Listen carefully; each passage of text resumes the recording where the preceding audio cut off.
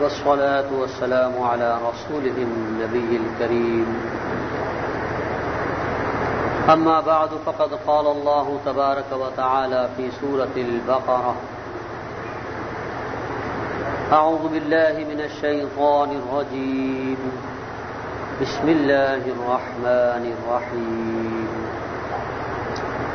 وحل لكم ليلة الصيام الرفث إلى نسائكم هن لباس لكم وأنتم لباس لهن علم الله أنكم كنتم تختانون أنفسكم فتاب عليكم وعفى عنكم فالآن باشروهن وابتغوا ما كتب الله لكم وكلوا واشربوا حتى يتبين لكم الخيط الأبيض من الخيط الأسود من الفجر ثم أتموا الصيام إلى الليل ولا تباشروهن وأنتم عاكفون في المساجد تلك حدود الله فلا تقربوها كذلك يبين الله آياته للناس لعلهم يتقون صدق الله العظيم رب اشرح لي صدري ويسر لي أمري واحلل عقدة من لساني يفقهوا قولي اللهم ألهمنا رشدنا وأعذنا من شرور أنفسنا اللهم ربنا أرنا الحق حقا وارزقنا اتباعه وأرنا الباطل باطلا وارزقنا اجتنابه آمین یا رب العالمین۔ حاضرین محترم،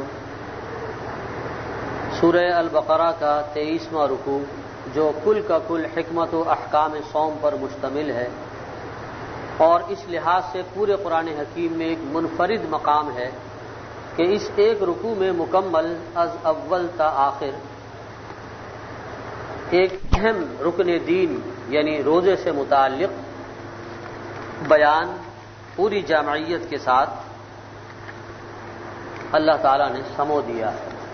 میں نے عرض کیا تھا کہ دیکھیے نماز کا جہاں تک تعلق ہے اگرچہ وہ اہمیت اور تقدم کے لحاظ سے فوقیت رکھتی ہے روزے کے اوپر، پہلا رکن اسلام جو ہے کلمہ توحید کا اقرار و اعتراف، اور اس کے بعد دوسرا جو ہے وہ نماز، پھر تیسرا جو ہے وہ روزہ ہے، اور پھر حج اور زکوٰۃ، بلکہ زکوٰۃ پہلے ہے حج بعد میں ہے۔ لیکن کسی بھی رکن اسلام کے بارے میں یعنی ان پانچوں میں سے کسی کے بھی بارے میں سوائے روزے کے یہ اسلوب اختیار نہیں کیا گیا کہ اس کے تمام تر مسائل ایک جگہ بیان کیے جائیں۔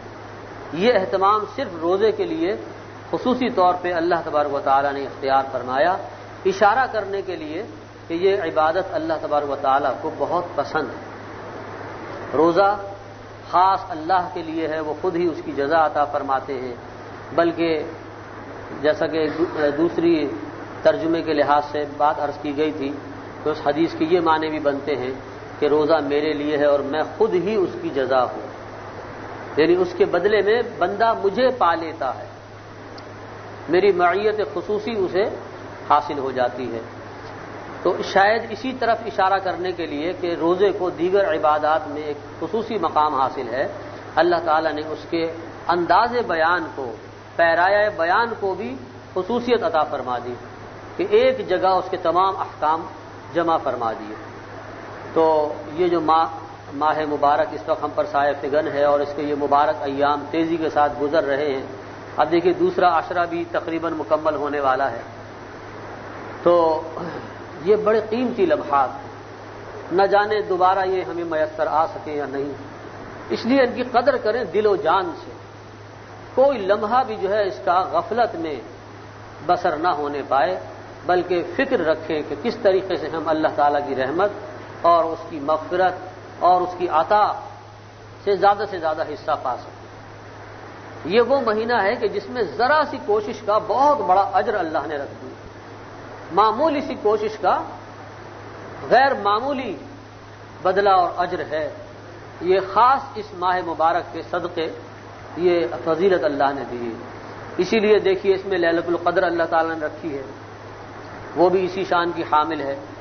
کہ ایک رات صرف آپ اگر اللہ کی بارگاہ میں عبادت کر لیں تو آپ کو 1000 مہینوں سے بھی بڑھ کر اجر و ثواب اور اس کا جو بدلہ ہے وہ اللہ تعالیٰ عطا فرمائیں گے۔ 83 سال سے بھی زیادہ مدت بنتی ہے۔ 83 سال تو شاید ایوریج عمر بھی نہیں ہے۔ ہم میں سے کون ہے کہ جو دعویٰ کر سکے کہ میں 80 سال تک زندہ رہوں گا؟ لیکن یہ اللہ کا کتنا بڑا احسان ہے کہ ہر سال وہ ہمیں موقع عطا فرماتے ہیں کہ ہم اپنی اس فانی اور محدود زندگی کے اندر ایک رات کے اندر وہ مقام حاصل کر لیں کہ جو جناب سینکڑوں سال کی ریاضت اور مجاہدے کے برابر ہے۔ یہ صرف اسی لیے کہ یہ ماہ مبارک جو ہے اللہ تعالیٰ کے خصوصی فضل کا مہینہ ہے۔ تو چونکہ انعام بھی بہت بڑا ہے اللہ کی طرف سے، فضیلت بھی اس کی بہت زیادہ بیان کی گئی ہے، لہذا اس کی ناقدری کی سزا بھی بڑی ہے، یہ بھی جان لیجیے۔ چھوٹی نعمت کو اگر انسان ٹھکراتا ہے، اگرچہ گناہ وہ بھی ہے لیکن کم درجے کا ہے، اور بڑی نعمت کو ٹھکرائے گا تو چنانچہ حدیث میں وضاحت کے ساتھ یہ بات آ گئی۔ اللہ کے رسول صلی اللہ علیہ وسلم نے ایک مرتبہ منبر مبارک پر جب قدم رکھا تو فرمایا کہ آمین۔ دوسری سیڑھی پہ قدم رکھا تو فرمایا آمین، اور ایسے ہی تیسری سیڑھی پہ 3 مرتبہ آمین کہا، خلاف معمول۔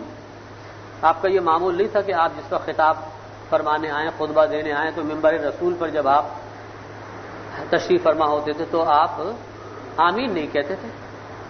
صحابہ نے پوچھا کہ یہ خلاف معمول عمل کیسا ہے؟ تو آپ نے فرمایا کہ جب میں نے پہلی سیڑھی پر قدم رکھا تو حضرت جبریل امین علیہ الصلوۃ والسلام حاضر ہوئے اور انہوں نے ایک بہت سخت بد دعا کی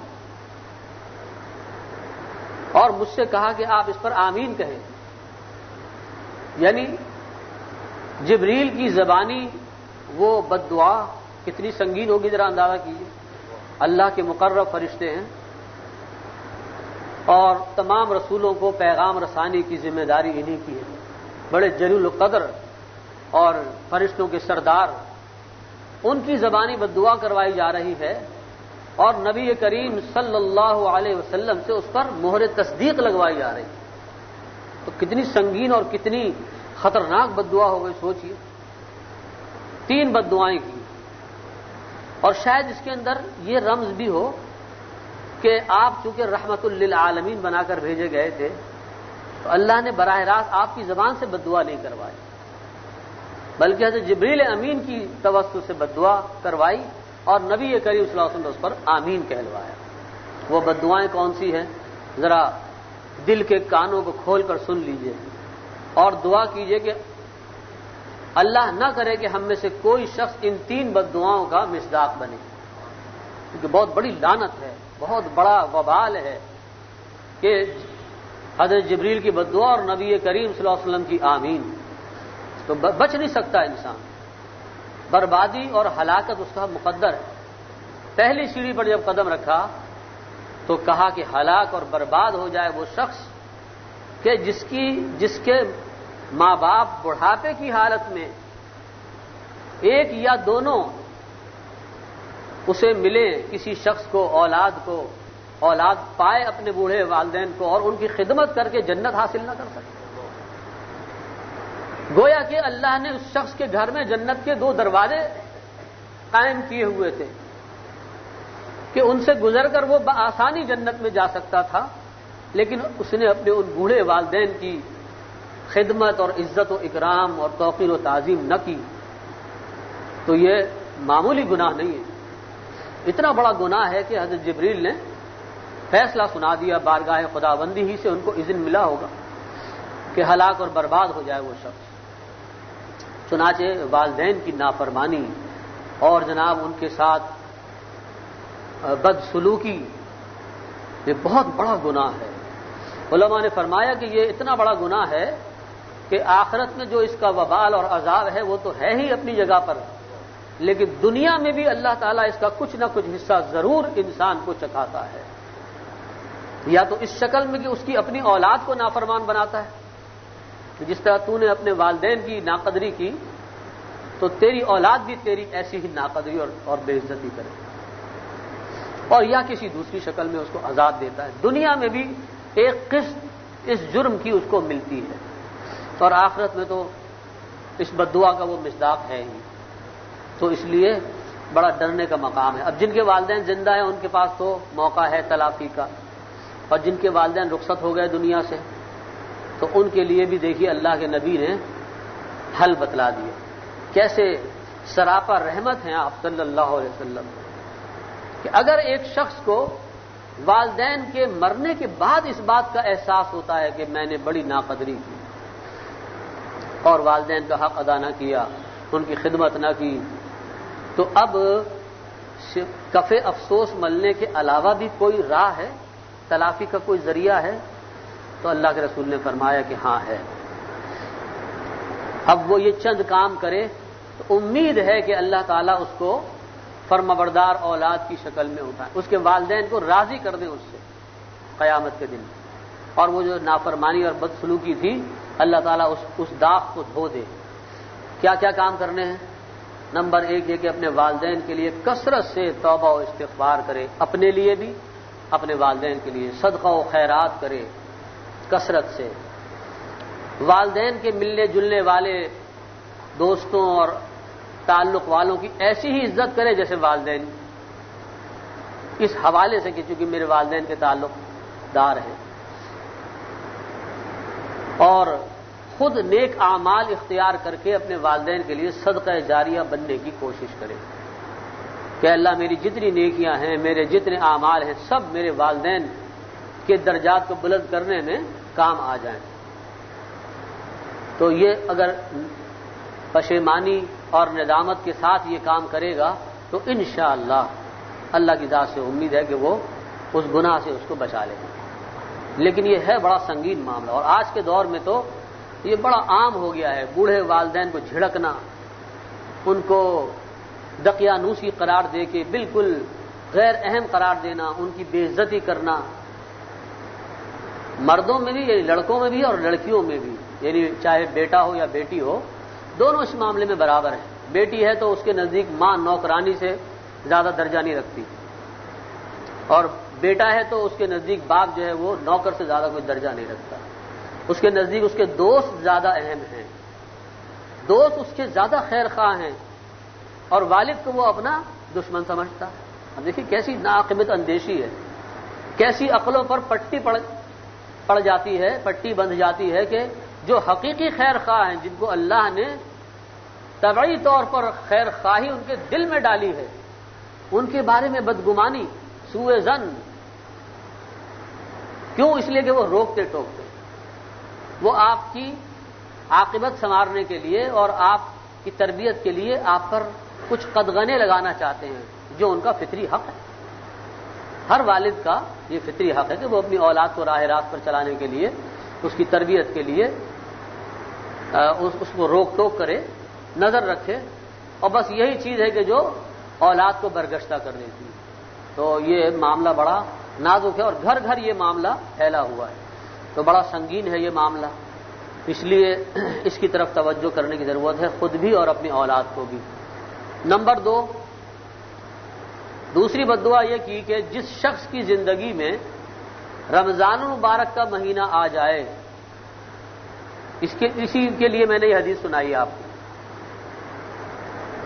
یعنی ان 3 بددعاؤں میں سے یہ ہے کہ جو رمضان سے متعلق ہے، کہ چونکہ نعمت بہت بڑی ہے تو اس کی ناقدری کا وبال بھی اتنا ہی بڑا ہے۔ چنانچہ بددعا کی گئی کہ ہلاک اور برباد ہو جائے وہ شخص کہ جس کی زندگی میں رمضان آیا، یعنی نیکیوں کا موسم بہار آ گیا، اور اللہ کی عطا اور اس کی بخشش کے دریا بہنے لگے، اور یہ شخص اس کے باوجود غفلت میں پڑا رہا، اس کو ذرا خیال نہیں آیا کہ یہ کتنا قیمتی وقت ہے، یہ اپنا وہی لہو و لعب میں، وہی اپنی فاسقانہ زندگی کے اندر مگن رہا، اس کے کان پر جو نہیں رہیں کہ یہ رمضان کا مہینہ ہے، یہ مبارک مہینہ ہے، تو ہلاک اور برباد ہو جائے وہ شخص جو اتنا شقی ہے، جو اتنا بدبخت ہے کہ رمضان جیسی دولت کو پانے کے باوجود اس سے فائدہ نہ اٹھائے۔ حضرات اندازہ کیجئے یہ معاملہ بڑا نازک ہے، ایسا نہیں ہے کہ اگر آپ نے رمضان میں عبادات نہیں کی اور اس کا حق ادا نہیں کیا تو چلے آپ کو ثواب نہیں ملا. یہ معاملہ نہیں ہے. معاملہ یہ ہے کہ اگر آپ نے ناقدری کی تو پھر آپ اس بد دعا کی زد میں ہیں. ہلاکت اور بربادی مقدر ہے اس شخص کے لیے کہ جس نے حتی الامکان کوشش نہ کی اس ماہ مبارک کی سعادتوں سے حصہ پانے. اس کی مثال یوں ہے کہ جیسے اگر کوئی دنیاوی بادشاہ کوئی عطا اور بخشش، کوئی خلعت، کوئی انعام، کوئی جاگیر کسی کو دینا چاہے، کسی پر مہربان ہو کر کہ بھائی آج ہماری طبیعت بہت خوش ہے، ہم چاہتے ہیں کہ آج ہم تمہیں نواز دیں، تو آگے سے وہ بندہ کہے کہ نہیں جی نہیں، مجھے آپ کی کوئی بخشش نہیں چاہیے. تو آپ اندازہ کریں کہ اس بادشاہ کا کیا حال ہوگا، اس پر کیا گزرے گی کہ یہ اتنا بڑا نافرمان، اتنا بڑا باغی، بلا استحقاق میں اس کو انعام دے رہا ہوں اور یہ میرے انعام کو ٹھکرا رہا ہے.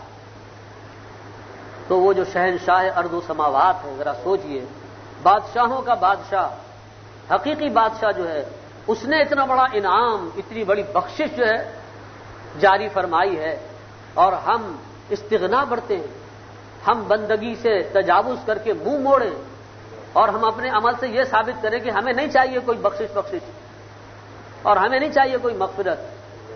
تو اندازہ کیجئے کہ زبان سے چاہے نہ کہیں، عمل سے اگر ہم نے یہی ثابت کیا کہ ہمیں رمضان کی کوئی پرواہ نہیں ہے، آتا ہو تو آئے اور جاتا ہو تو جائے، تو ایسا نہیں ہے کہ آپ بس سستے سستے چھوڑ جائیں گے اور صرف ثواب سے محروم ہو جائیں گے. نہیں، آپ بڑی شدید بد دعا کی زد میں ہیں، ہلاکت اور بربادی مقدر ہے.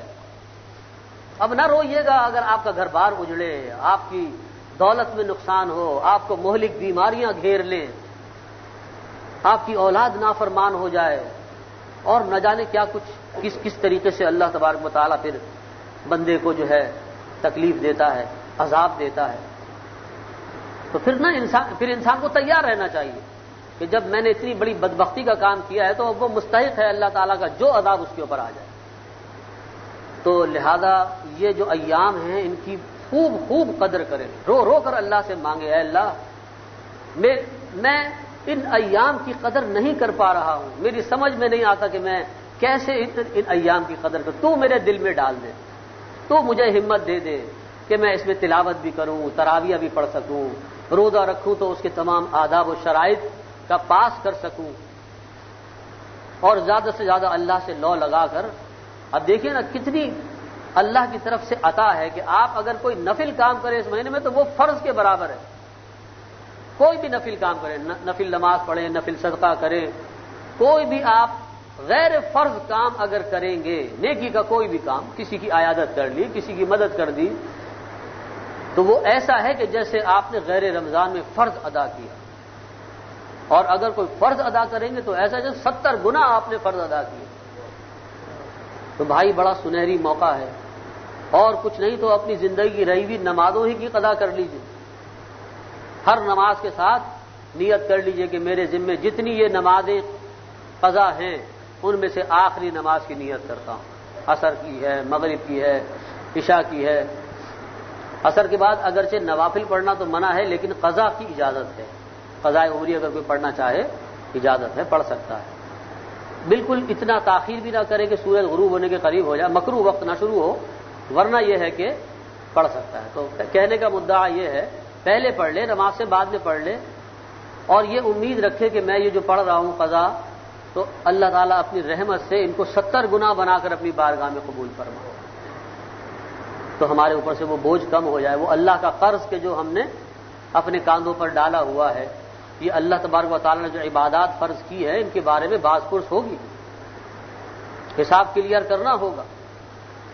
تو اگر قضا انسان پڑھ سکے تو بہت اچھی بات ہے، اس کو قضا نمازیں پڑھنی چاہیے، قضاء عمری کا اہتمام کرنا چاہیے. اور نہ کر سکے تو مرتے وقت وصیت کر کے جائے کہ میرا جو بھی ترکہ ہے اس میں سے ایک تہائی تک وصیت کرنے کی اجازت ہے، اس سے زیادہ کی نہیں، کیونکہ پھر وارثوں کا نقصان ہوتا ہے.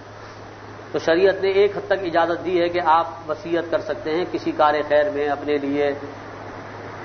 تو آپ وصیت کر کے جائیں کہ جتنی میری نمازیں رہ گئیں ان کا حساب کر کے جائیں کہ ان کا سب کا فدیہ ادا کر دیا جائے. امید ہے کہ اللہ تعالیٰ قبول فرما لے. تو کہنے کا مدعا یہ ہے کہ یہ موسم ایسا ہے، یہ وقت ایسا ہے. دیکھیے بعض اوقات ایسے ہوتے ہیں کہ جو قبولیت کے ہوتے ہیں، بعض مقامات ایسے ہوتے ہیں جو قبولیت کے ہوتے ہیں. بیت اللہ، خانہ کعبہ، مسجد نبوی، مسجد اقصی، یہ جو متبرک مقام ہے جن کا قرآن میں ذکر ہے، جو انبیاء کا مسکن اور محور مرکز رہے ہیں، ان مقامات کی اللہ کے ہاں بڑی قدر ہے. ان مقامات پر جا کر جب عبادات کی جاتی ہے دیکھیں ان کا کتنا اجر و ثواب ہو جاتا ہے. بیت اللہ میں نماز پڑھے 1,00,000 نمازوں کا ثواب ہے. مسجد نبوی میں جا کے نماز پڑھے ایک نماز کا ثواب 50,000 نماز کے برابر. کیوں؟ مقامات کی وجہ سے. تو بعض مقامات متبرک ہیں جن کی وجہ سے عبادت کی کا ثواب بڑھ جاتا ہے، اور بعض اوقات ایسے ہیں کہ جن کے اندر عبادت کی قدر و قیمت بڑھے. اس کے لیے آپ کو مقام تبدیل کرنے کی ضرورت نہیں کہ آپ سفر کر کے جائیں، گھر میں رہے اپنی مسجد میں نماز پڑھ رہے، لیکن وہ موسم ایسا آ گیا ہے، وہ وقت اتنا مبارک ہے کہ آپ اپنی جگہ پر رہتے ہوئے اگر اخلاص اور للہیت کے ساتھ عبادت کر رہے ہیں تو اللہ کے ہاں اس کی اتنی قدر و قیمت ہے کہ اس کا آپ اندازہ نہیں کر سکتے. تو یہ جو وقت گزر رہا ہے بڑی تیزی کے ساتھ، دیکھیے ہم انتظار کرتے ہیں کہ رمضان آئے گا، اور اب رمضان آیا بھی اور گزر بھی گیا. آخری عشرہ شروع ہونے والا ہے. یہ جو عشرہ گزر رہا ہے، دوسرا عشرہ، یہ عشرہ مغفرت ہے. پہلا عشرہ عشرہ رحمت ہے جو گزر گیا، دوسرا جو گزرنے والا ہے یہ مغفرت کا. خاص طور سے اس میں جو چیز مانگنی چاہیے وہ مغفرت، بخشش، معافی، اپنے لیے، اپنے پیاروں کے لیے، اپنی اولاد کے لیے، اپنی بزرگوں کے لیے رو رو کر اللہ تعالیٰ سے دعا کرے اللہ تعالیٰ مغفرت فرما، بخشش فرما دے. اور یہ جو تیسرا عشرہ آ رہا ہے جس میں کہ یوں سمجھیے کہ اللہ تبارک و تعالیٰ کی عنایات اپنے عروج پر پہنچ جاتی، اسی میں لیلۃ القدر ہے، اسی میں اعتکاف ہے. تو اس کے اندر جو ہے اللہ تعالیٰ بے شمار لوگوں کو آتش جہنم سے آزادی کا پروانہ عطا فرما، ان کے اوپر جہنم حرام کر دی جاتی ہے بشرطے کہ ہو ان کے اندر طلب صادق، مانگے وہ اللہ سے مانگے کہ اے اللہ ہمیں اس آگ کے عذاب سے بچا. تو لہذا خاص طور سے ان اوقات کی مناسبت سے دعا کریں، جنت کی دعا کریں. اللہم انی اسألک جنت الفردوس، اللہم انی اسألک رضاک والجنہ واعوذ بک من سخطک والنار. اے اللہ میں آپ سے سوال کرتا ہوں آپ کی رضا جوئی کا، آپ کی رضا کا اور جنت کا جو آپ کا مقام رضا ہے، اور اے اللہ میں پناہ چاہتا ہوں آپ کی ناراضگی سے اور جہنم سے کہ جو آپ کا مقام ناراضگی ہے. تو اللہ کی رضا بھی طلب کرے اور مقام رضا یعنی جنت بھی طلب کرے. تو بڑی خوبصورت دعا ہے، حدیث میں آئی ہے، چھوٹی سی دعا یاد کر لیجیے. اللہم انی اسألک رضاک والجنہ واعوذ بک من سخطک والنار. اور وہ دعا بھی کریں ربنا آتنا فی الدنیا حسنہ وفی الآخرۃ حسنہ وقنا عذاب النار. دیکھیے اس میں بھی آگ کے عذاب سے جو ہے اللہ تعالیٰ کی پناہ طلب کی گئی. حقیقت بھی یہ ہے جو شخص قیامت کے دن حساب کتاب کے بعد بغیر جہنم رسید کیے ہوئے جنت میں داخل کر دیا گیا، اصل کامیاب تو وہ ہے. فمن زحزح عن النار وادخل الجنۃ فقد فاز. قرآن بھی دیکھیے یہی کہہ رہا ہے، جو کوئی بال دوزخ سے بچا لیا گیا. فمن زحزح عن النار، آگ سے بال بچ گیا، وادخل الجنہ اور جنت میں داخل کر دیا گیا، فقد فاز، تحقیق کے کامیاب تو بس یہ ہے. باقی جو اس کے اندر گر پڑا چاہے تھوڑے دن کے لیے، اس کی بدبختی کا نہ پوچھیے کیا ٹھکانہ ہے. ہلاک اور برباد ہو گیا وہ شخص جو تھوڑی دیر کے لیے بھی جہنم رسید ہو گیا. تو اللہ تعالی ہم سب کو جہنم سے پناہ کامل عطا فرمائے، اور اس کا بہترین موقع یہ ہے جو اس وقت گزر رہا ہے. اس میں آپ اللہ سے اپنے لیے یعنی گارنٹی اور ضمانت لے سکتے ہیں کہ اے اللہ مجھے آتش دوزخ سے رہائی نصیب کر، مجھے ایسے اعمال کی توفیق عطا فرما دیجئے کہ مجھ پر جہنم جو ہے حرام ہو جائے. جہاں تک اس میں سے گزرنے کا تعلق ہے وہ تو اللہ تعالیٰ سب کو گزاریں گے، حتم مقضی یا قرآن میں آگے یہ تو طے شدہ ہے ہر شخص کو جہنم پہ سے گزارا جائے گا تاکہ جو اس سے بچ کر جنت میں چلے جائے تو ان کو احساس تو ہو کہ کتنی بڑی ہولناک تباہی سے اللہ نے بچا کر جنت میں پہنچایا. تو وہ پل صراط سے سب کو گزرنا پڑے. تو اس پل صراط سے جو صحیح و سالم گزر گیا بہت بڑی کامیابی ہے. حدیث میں آئی ہے اس کی تفسیر بڑی خوفناک. جہنم کے اوپر وہ پل بڑا خطرناک مرحلہ ہے اور جنت کے جو داروغہ ہیں, جہنم کے جو فرشتے ہیں اس پر مامور ہے, وہ بڑے بڑے آنکڑے اپنے ہاتھ میں لیے ہوئے, جیسے آپ یہ پتنگ وغیرہ لوٹنے کے لیے یا درختوں میں سے پھل توڑنے کے لیے وہ بناتے ہیں نا, لمبا سا بانس, اس کے اوپر آپ لوہے کا وہ ہک لگاتے اور اس سے آپ جو ہے وہ پھل توڑتے.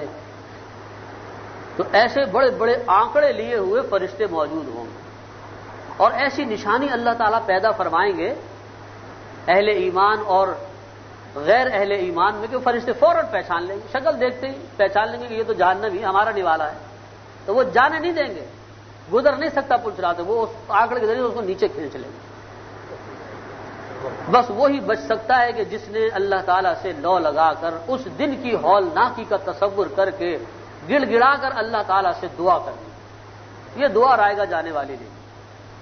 اللہ سے دعا کرے کہ اللہ تعالیٰ ہمیں اس ہولناک مرحلے سے صحیح و سالم بھی گزار دے اور دنیا میں ہمیں ایسے اعمال کی توفیق عطا فرما دے, ایسے بڑے گناہوں سے بچنے کی توفیق عطا فرما دے جو جہنم رسید ہونے کا باعث ہے, وہ کبائر جو ہیں, اور اگر کوئی ہو گئے تو ان سے مرنے سے پہلے پہلے سچی توبہ اللہ تعالیٰ نصیب فرما دے. تو یہ ساری چیزیں ہیں کہ جن کی طرف ہمیں توجہ دینی ہے. تیسری بددعا جو حضرت جبریل نے فرمائی وہ آج جمعے کے دن کے مخصوص عمل سے متعلق ہے. جمعے کے دن کا جو مخصوص عمل علماء نے فرمایا ہے وہ ہے درود شریف کی کثرت. سب سے بہترین ذکر جو جمعے سے مطابقت رکھتا ہے تو وہ درود شریف کا پڑھنا ہے. جیسے حج پر جب جاتے ہیں تو سب سے مبارک ذکر جو ہے وہ تلبیہ ہے, لبیک اللہم لبیک. اس سے خوبصورت کوئی کلمہ نہیں, جتنی کثرت سے پڑھیں. ایسے ہی جمعے کے دن کا جو مبارک ذکر ہے وہ ہے درود, کثرت سے درود پڑھنا چاہیے. تو تیسری بددعا جو ہے وہ اسی سے متعلق ہے. وہ کیا ہے؟ فرمایا کہ ہلاک اور برباد ہو جائے وہ شخص کہ جس کے سامنے محمد الرسول اللہ صلی اللہ علیہ وسلم کا اسم گرامی لیا جائے اور وہ آپ پر درود نہ پڑھے, وہ آپ کے احسانات اور انعامات کا شعور پیدا کر کے آپ کے اوپر رحمت کی دعا نہ کرے. تو یہ تو بڑا ناشکرا انسان ہے. تو بددعا کی حضرت جبریل نے کہ جو شخص نبی کریم صلی اللہ علیہ وسلم کا نام نامی اسم گرامی سننے کے بعد درود نہ پڑھے, رحمت کی دعا نہ کرے دل کی گہرائیوں سے, تو یہ شخص بھی اس لائق ہے کہ یہ ہلاک اور برباد ہو جائے. تو دعا کریں کہ اللہ تعالی ہمیں ان تینوں بددعاؤں کا مصداق بننے سے بچائے. اور اگر خدا نہ خواستہ نادانستگی میں ہم سے کوئی ایسی خطا ہو گئی جو اس تین کی میں سے کسی کی زد میں آ رہی ہے تو ابھی موقع ہے ازالے کا, ابھی موقع ہے, سچی توبہ کر لیں اور اللہ سے گڑ گڑا کر دعا کریں, اے اللہ کوتاہی ہو گئی, معلوم نہیں تھا کہ یہ اتنے بڑے جرائم ہے, اب معلوم ہو گیا تو اے اللہ میں چاہتا ہوں کہ میرا دامن بالکل پاک ہو جائے, مجھے توفیق عطا فرما. اور کوشش بھی کریں کہ پچھلی زندگی کے اندر یہ جو کوتاہیاں اگر ہوئی اس حوالے سے, ان تین حوالوں, والدین کی نافرمانی, رمضان کی ناقدری اور نبی کریم صلی اللہ علیہ وسلم کی عزت و احترام اور آپ کی محبت اور آپ کے ساتھ ایک والہانہ لگاؤ کا اظہار, اگر اس میں کوئی کوتاہی ہوئی ہے تو اس کی تلافی کا موقع ہے. تو اس اعتبار سے رمضان کا مہینہ ہمیں دعوت دیتا ہے کہ ہم زیادہ سے زیادہ اپنے آپ کو گناہوں سے پاک کریں. یہ جو لیلۃ القدر کا معاملہ ہے, اعتکاف کا معاملہ جو آخری عشرے سے متعلق ہے, اسی لیے ہے کہ اس کے اندر زیادہ سے زیادہ اللہ تبارک و تعالیٰ اپنے بندوں کو نوازنا چاہتے ہیں. جو اعتکاف کرتا ہے وہ تو جو سمجھیے اللہ کا مہمان ہے, اس کی چوکھٹ پر آ گیا. اب اللہ اپنے شان میزبانی کے موافق اس کے ساتھ معاملہ فرماتا ہے. اس کا سونا بھی عبادت ہے, اس کا جاگنا بھی عبادت ہے. اور یہ بات بھی میں آپ کو بتاؤں کہ اعتکاف کی تین قسمیں ہیں. ایک واجب اعتکاف ہے, ایک سنت اور ایک نفل. واجب تو وہ ہے کہ جو آپ نے خود اپنے اوپر لازم کیا ہے, کوئی نظر مان لی منت مان لی کہ میرا فلاں کام ہو جائے, میرا فلاں مشکل حل ہو جائے, میں 3 دن کا اعتکاف کروں گا, اب یہ آپ کے اوپر لازم ہو. اگر تو آپ نے تعین کر دیا تھا کہ فلاں دن سے فلاں دن کا, تو پھر تو اسی دن میں آپ کو اعتکاف کرنا پڑے گا. اور اعتکاف کے لیے مسجد میں مرد کے لیے اور روزے کی حالت میں ہونا ضروری ہے. پھر آپ کو 3 دن کا روزہ بھی رکھنا پڑے گا اور مسجد میں ڈیرا لگانا پڑے گا, اور وہ فرض ہے, واجب ہے اگر آپ نے منت مانی. اور دوسرا ہے سنت اعتکاف. یہ جو آخری عشرے کا اعتکاف ہوتا ہے 10 دن کا, یہ نبی کریم صلی اللہ علیہ وسلم کی ایک مستقل سنت. اتنی پابندی سے آپ نے اعتکاف فرمایا کہ 1 سال آپ اعتکاف نہ کر سکے جہاد پر سفر کی وجہ سے, تو اگلے سال آپ نے 20 دن کا اعتکاف کر کے اس کی تلافی کی, قضا کی. گوارا نہیں کیا کہ وہ جو اعتکاف چھوٹ گیا ہے تو میں اس کو چھوڑ ہی دوں. اتنی پابندی. تو اعتکاف جو ہے بڑی اونچی عبادت ہے. اللہ تعالیٰ کے در پر آ جانا اور اس سے جو ہے اس کے رحم اور مغفرت کی بھیک مانگنا اور اپنے تمام مسائل کو اس کے سامنے رکھنا, اس سے لو لگانا اور یکسوئی اختیار کرنا, یہ ہے اعتکاف کی روح. اس کو پیش نظر رکھ کر اگر اعتکاف کیا جائے تو یہ بہت عظیم عبادت ہے. تو اور لیلۃ القدر کہ جس کے متعلق میں نے عرض کیا کہ 1000 مہینوں سے بڑھ کر اس کا اجر و ثواب ہے, تو وہ اسی لیے ہے کہ اعتکاف کرنے والوں کے لیے تو یقینی ہے, جب وہ مسجد ہی میں آ رہے, مسجد ہی میں آ کر ٹھہر گئے ہیں, تو اب لیلۃ القدر کے جو آخری عشرے کی طاق راتوں میں ہے لازماً ان کو مل جائے گی. اور ویسے بھی انسان اگر چاہے تو جس وقت بھی مسجد میں داخل ہو, جس وقت بھی نفل اعتکاف کی نیت کر لیں. جتنی دیر دیکھیے آپ جمعے کے لیے آئے ہیں, اگر آپ مسجد میں داخل ہونے سے پہلے نیت کر لیتے کہ میں اعتکاف کی نیت سے مسجد میں داخل ہو رہا ہوں, بس دل میں یہ خیال کر لیں, زبان سے بھی کہنے کی ضرورت نہیں, اعتکاف کی نیت سے مسجد میں داخل ہو رہا ہوں, بسم اللہ پڑھیں, سیدھا پاؤں مسجد میں داخل کریں, دعا پڑھیں اللہم افتح لی ابواب رحمتک, بس آپ کا اعتکاف شروع ہو. جتنی دیر آپ مسجد میں رہیں گے, ذکر کریں گے, تلاوت کریں گے, واعظ سنیں گے, نماز پڑھیں گے, سب آپ کا اعتکاف کے اندر شمار ہو. جب آپ مسجد سے باہر نکلیں گے اعتکاف ختم ہو جائے. ہر نماز میں آپ یہ نفل اعتکاف, اس سعادت سے تو کوئی محروم ہی نہیں رہے. کتنا آسان ہے دیکھیے. تو نفل اعتکاف 1 2 3 دن کا بھی ہو سکتا ہے, دنوں کا بھی ہو سکتا ہے, اور ساعات کا بھی ہو سکتا ہے کہ آپ جب بھی مسجد میں داخل ہوں اعتکاف کی نیت کر لیں, تو بہت بڑا اجر و ثواب. آپ کی جو عبادت ہے وہ ملٹیپلائی ہو جائے گی. آپ حالت اعتکاف میں غیر معتکف سے آپ بہتر ہیں, تو اس سے فائدہ اٹھائیں بھائی. نیت کا بہت بڑا دخل ہے. نیت کر لی آپ نے تو اب آپ کا درجہ جو ہے کہیں سے کہیں پہنچ گیا. تو ان لمحات سے فائدہ اٹھائیں. جن کو اعتکاف کی توفیق ہے اللہ تعالیٰ ان کا اعتکاف قبول فرمائے. وہ اعتکاف کو ذرا سنجیدگی کے ساتھ دیکھیے. میں نے اشارہ کیا کہ اعتکاف جو ہے اس کی روح ہے یکسوئی اور تنہائی. لہذا میلے ٹھیلے نہ لگائیں, پکنک نہ منائیں مسجد کے اندر. موبائل بھی رکھا ہوا ہے اور جناب کیسٹ پلیئر بھی رکھا ہوا ہے اور مہمانوں کی بھی آمد و رفت جاری ہے. تو بھائی اللہ کو پھر آپ نے کون سا وقت دیا؟ مسجد میں آپ بیٹھیں تو پھر یکسو ہو کر بیٹھیں, بالکل دنیا سے کٹ جائیں 10 دن کے لیے, کوئی قیامت نہیں آ جائے گی. اور اللہ سے لو لگائیں تنہائی میں, اپنے اس معتکف میں حجرے میں رہیں, کھانا بھی وہیں کھائیں, نفل بھی وہیں پڑھیں, زیادہ سے زیادہ تنہائی میں رہیں اور غور کریں اپنی پچھلی زندگی پر. کیا کیا نعمتیں اللہ نے دی اور کیا کیا نافرمانیاں ہوئیں, حساب کتاب کریں. یہ خود احتسابی جو ہے آپ کی زندگی کے اندر تطہیر پیدا کرے گی, اللہ سے قرب پیدا کرے. یہ ہے اصل مقصد اعتکاف. تو اس کو سامنے رکھ کر اعتکاف کریں, لیلۃ القدر کی تلاش کریں. اور آخری مسئلہ بتا کے بات ختم کر رہا ہوں کہ بھائی یہ آخری عشرہ شروع ہو رہا ہے, صدقہ فطر ضرور ادا کر دیں.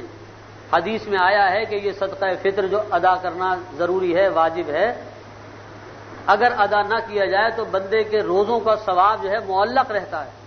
عبادات معلق رہتی ہیں رمضان کی اگر یہ صدقہ ادا نہ کیا جائے. تو ہر گھر کے فرد کی طرف سے, بچہ ہو, بڑا ہو, بالغ ہو, نابالغ ہو, آپ کے گھر میں آپ پر ڈیپینڈنٹ ہے, آپ کا ماتحت ہے, ملازم ہے, اس کی بھی جو آپ کے ساتھ ہی رہتا ہے, یعنی فیملی ممبر کی طرح رہتا ہے, اگرچہ آپ کے خاندان کا نہیں ہے لیکن فیملی ممبر کی طرح رہتا ہے. بہت سے گھروں میں اس طرح سے ہیں, نوکر چاکر, سب کی طرف سے صدقہ فطر نکالنا ہے. فی کس کم سے کم 60 روپے فی کس کے حساب سے علماء نے فرمایا کہ صدقہ فطر نکالیں. زیادہ نکالیں تو کیا ہی کہنے, اپنی حیثیت کے مطابق 100 روپے فی کس کے حساب سے نکال دیں. تو زیادہ دینے میں تو بہت فضیلت ہے، لیکن کم سے کم جو مقدار ہے وہ یہ ہے کہ 60 روپے فی گز کے حساب سے حساب لگا، خود اپنا بھی اور اپنے تمام متعلقین کا بھی ضرور بالضرور عید سے پہلے عید کی نماز سے پہلے ادا کر دیں۔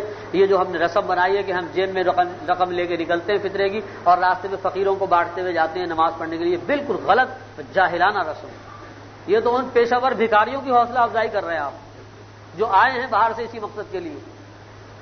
بھائی پہلے سے دیں گے تو کوئی اپنی عید کی تیاری کر لے گا، اپنے بیچارے بچوں کے کپڑے بنا لے گا، تو پہلے سے دیں۔ ابھی آخری عشرے کے اندر اگر نہیں دیا ہے تو پہلی فرصت کے اندر مستحق اپنے خاندان میں دیکھیے، اپنے قرب و جوار میں دیکھیے، محلے میں دیکھیے، برادری میں دیکھیے، کوئی بیوہ ہے بیچاری، کوئی اس طرح کا مفلوق الحال گھرانہ ہے، سفید پوش ہے، وہ بیچارہ کہتا نہیں ہے، تو اس کو پہنچانا زیادہ اجر و ثواب کا باعث ہے۔ رشتہ داروں کو دیں تو بتائیں مت کہ فطرہ ہے، زکوٰۃ ہے، ان کو خاموشی سے دیں، آپ گفٹ کے طور پہ دے دیں، کپڑے بنا دیں اور کوئی ضرورت پوری کر دیں۔ ان کو کہنا ضروری نہیں ہے کہ یہ فطرہ ہے، صدقہ ہے، زکوٰۃ، اس لیے کہ وہ رشتہ دار ہے، آپ اس کی عزت نفس مجروح ہوگی، تو شریعت نے اجازت دی ہے کہ آپ اس کو نہ بتائیں، لیکن غیر کو اگر دیں تو بتا دیں۔ خاص طور سے کسی مدرسے کو دے رہے، کسی ادارے کو دے رہے تو ضرور بتلائیں کہ بھائی یہ فلاں مد کے اندر پیسے، تاکہ وہ ٹھیک اس کو اس کی جگہ پر خرچ کر سکیں۔ اللہ تبارک و تعالی ہمیں زیادہ اخلاص اور للہیت بھی نصیب فرمائے اور مالی عبادات کی بھی ہمیں بے شک توفیق عطا فرمائے۔ وآخر دعوانا ان الحمد للہ رب العالمین۔ دعوانا ان الحمد للہ رب العالمین۔ دعوانا ان الحمد للہ رب العالمین۔ دعوانا ان الحمد للہ رب العالمین۔ دعوانا ان الحمد للہ رب